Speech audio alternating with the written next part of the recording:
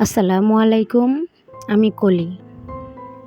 নতুন দিনের নতুন আরও একটা ভিডিওতে আপনাদের ওয়েলকাম করছি। কাছে কিংবা দূরে, দেশ কিংবা দেশের বাহির থেকে, যে যেখান থেকে আমার আজকের ভিডিওটা দেখা শুরু করেছেন, আশা করি আল্লাহর রহমতে সবাই ভালো আছেন। আলহামদুলিল্লাহ, আল্লাহর অশেষ রহমতে আমরাও ভালো আছি। এই গরমে একদমই অতিষ্ঠ হয়ে গিয়েছি, যার কারণে দেখা যায় যে সকালে নাস্তাটা রেডি করা রেখেই আগে সারাদিনের রান্নাটা করতে ব্যস্ত হয়ে যাই। বাহিরে যদি 35 থেকে 36 ডিগ্রি সেলসিয়াস তাপমাত্রা থাকে, তাহলে রান্না করে যেন তা দ্বিগুণ হারে বেড়ে যায়। এত পরিমাণে কষ্ট হয় ইদানিং রান্না করতে গেলে, যা সহ্য করা যায় না। আর আমি একটু অসুস্থ, যার কারণে আমার মনে হয় গরমটা আমার একটু বেশিই লাগে। গরমে একদম ঠান্ডা লেগে গিয়েছে, গলাটার অবস্থাটা খুবই খারাপ, কথা বলতে অনেকটাই কষ্ট হয়।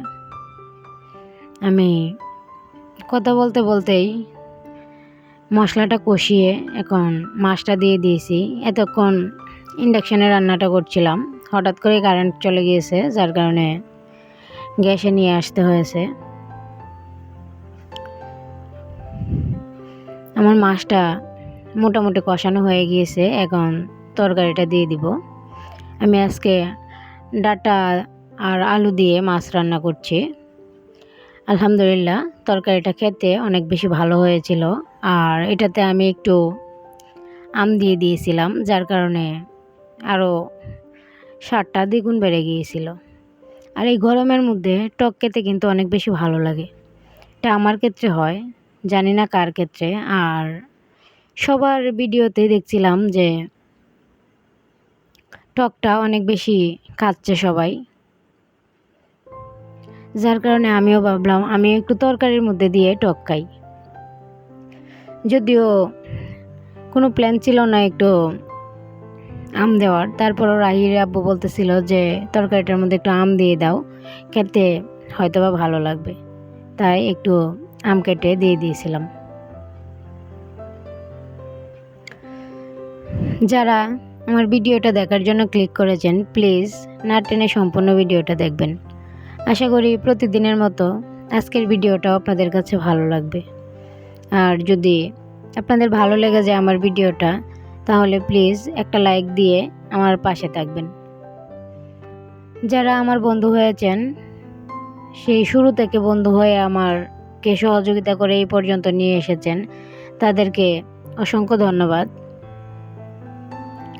আপনাদের সহযোগিতায় আমি এই পর্যন্ত আসতে পেরেছি। আশা করব পরবর্তী দিনগুলোতেও এভাবেই আমাকে সহযোগিতা করবেন। আর যারা নতুন আছেন তাদেরকে বলবো, যদি ভিডিও ভালো লাগে তাহলে চাইলেই বন্ধু হয়ে পাশে থাকতে পারেন। আর যদি ভিডিও ভালো না লাগে, দেখতে ইচ্ছে না হয়, তাহলে প্লিজ লোক দেখানোর বন্ধু হওয়ার কোনো প্রয়োজন নেই। আমি টি টেবিলটা মুছে নিয়েছি, আর এখন চলে এসেছি ক্যাবিনেটটা একটু মুছে নেওয়ার জন্য। এটার উপরে অনেকটাই ধুলাবালু পড়ে গিয়েছে। যেহেতু এখন গ্রীষ্মকাল চলছে, এই সময় কিন্তু অনেক বেশি ধুলাবালু উড়াউড়ি করে, যার কারণে দেখা যায় ঘর দুয়ার একদমই অপরিষ্কার হয়ে যায়।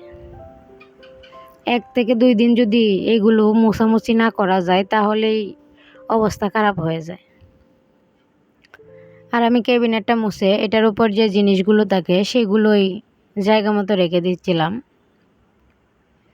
আমি ল্যাপটপটাও রেখে দিয়েছি এই জায়গায়, আর এটা এই জায়গায় থাকে। আমি এইখান থেকে নিয়েই কাজ করি। যদিও ল্যাপটপের মধ্যে শুধু গান কিংবা নাটকই দেখা হয়, তাছাড়া তেমন একটা কিছু করা হয় না। আর মাঝে মাঝে রাহিকে দেওয়া হয় কার্টুন দেখার জন্যে।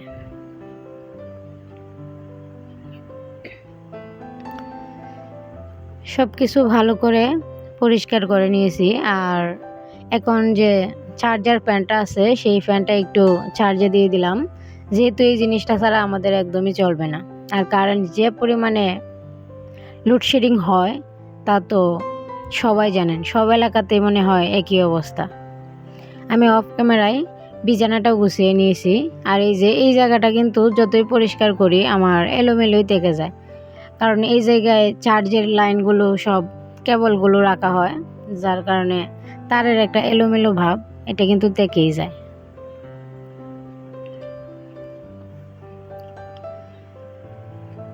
আমি বিছানাটা গুছিয়েই চলে আসলাম একটু কাঁচা আমের শরবত করে নেওয়ার জন্য। অনেক বেশি গরম লাগছিল, তাই ভাবলাম যে সবাইকেই দেখতেছি ইদানিং কাঁচা আমের শরবত খুব খাচ্ছে, যার কারণে ভাবলাম আমিও একটু করে নেই। তাই আমগুলো কেটে নিয়েছি আর এখন 2টা কাঁচামরিচ দিয়ে দিয়েছি ব্লেন্ডার জারে, সাথে একটু বিট লবণ, তার উপরে চিনি দিয়ে দিব, আর একটু সাধারণ লবণও দিয়ে দিয়েছি যেটা আমরা রেগুলার ইউজ করি। বিট লবণটা দিলে শরবতের স্বাদটা দ্বিগুণ বেড়ে যায়। যদিও আমি কিন্তু কোনো রেসিপি শেয়ার করছি না, জাস্ট বলে দিচ্ছি। আর এই যে ঠান্ডা পানি দিয়ে দিয়েছি। আমার শরবতটা করা হয়ে গিয়েছে, এখন এটাতে আর একটু পানি দিয়ে একটু ব্লেন্ড করে নেব। আর এই যে এখন ঢেলে নিচ্ছি গ্লাসে। আমরা মা ছেলে মিলে খাবো, যেহেতু রাহির আব্বু স্কুলে আছে, তাই ওর জন্য রাখতে পারি নাই। আমরা মা ছেলে মিলেই শরবতটা খেয়ে নিয়েছিলাম। আর রাহি তো অনেকটাই পছন্দ করেছে শরবতটা। এই যে আমাদের শরবতের ফাইনাল লুক। আমি একটু লেবুর টুকরা দিয়ে সাজিয়ে নিয়েছিলাম। যদিও সাজানো গুছানো জিনিসটা কিন্তু দেখতে যেমন ভালো লাগে, খেতেও ভালোই লাগে, খারাপ না। আর আমাদেরকে সাজিয়ে দেওয়ার মতো কেউ নেই, নিজেরটা নিজেকেই সাজিয়ে নিতে হয়।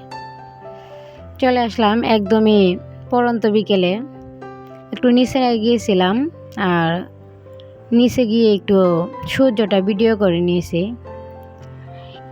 এই মুহূর্তটা আমার কাছে অনেক বেশি ভালো লাগে, কেন জানি না।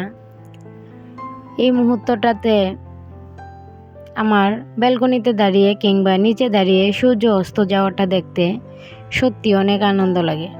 আর এই যে আমার পরিবারে 2জন নতুন সদস্য যোগ হয়েছে। আমার যে কোরিয়ামটা আছে অনেক দিন যাবতই বেকার পড়েছিল, ভাবলাম যে 2টা মাছ কিনে নিয়ে আসি, এটার মধ্যে রেখে দেব। যেই বাবা সেই কাজ, রাহির আব্বুকে বলেছিলাম আর উনি গিয়ে 2টা মাছ কিনে নিয়ে এসেছে।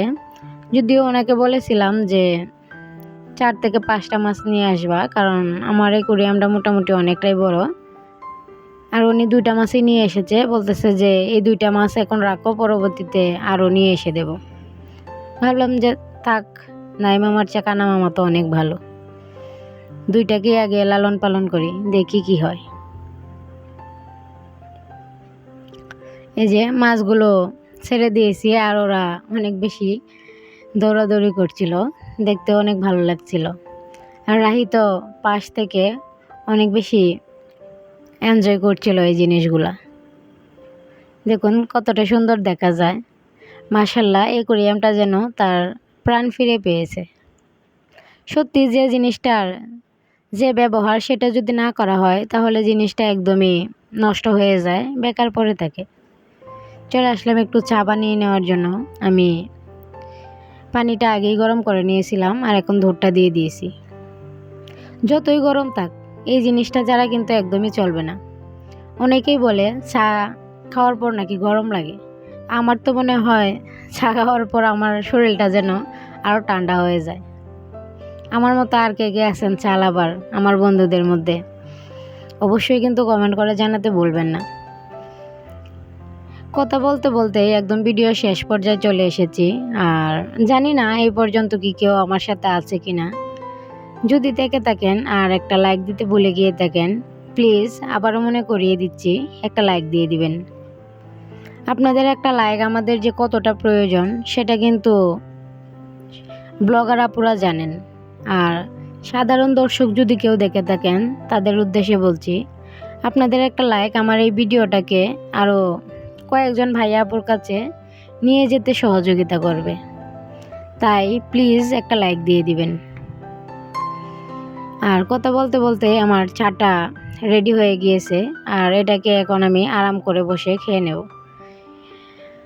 এখান থেকে বিদায় নিয়ে নিচ্ছি। সবাই ভালো থাকবেন, সুস্থ থাকবেন। আল্লাহ হাফেজ, আসসালামু আলাইকুম।